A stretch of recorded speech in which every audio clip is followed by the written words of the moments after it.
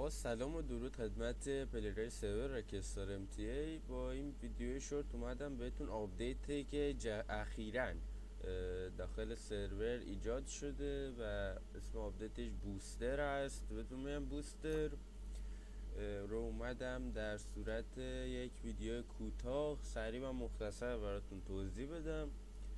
بوستر یک نوع آیتمی است که شما دریافت میکنید و با اسلش بوستر شما میتونید بوسترهای خودتون رو ببینید.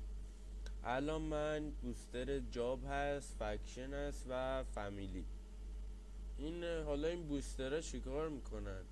کار این بوسترها هر کدومشون اینه که 100 تا 150 تا 150 برابر کلا پولی که شما این کارو در میارید و بیشتر کنن. مثلا شما ایکس پی بوست جاب رو یوز میدین، میرین جاب پیتزایی رو انجام میدین و وقتی که تمامش کردین بیشتر کلا ایکس پی و ایکس پی میگیرید برای اونجا و پول بهتون میده.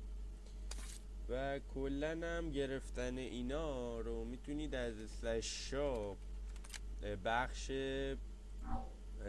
باندلز بگیرید. پیج 6 هستش که 6 به بعد کلا همین بوستراست. حالا یه بوسترایی هم هستن واندرن که برای هر ست تا کار هست استفاده میشه. میتونید از شاپ خریداری کنید یا از اسلش دیلی میتونید هر روز.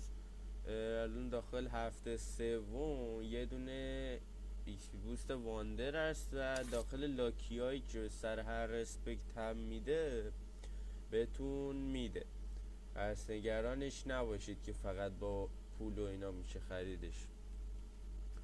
و همین بود دیگه، یک توضیح مختصر در این مورد و تا درودی دیگر بدرود.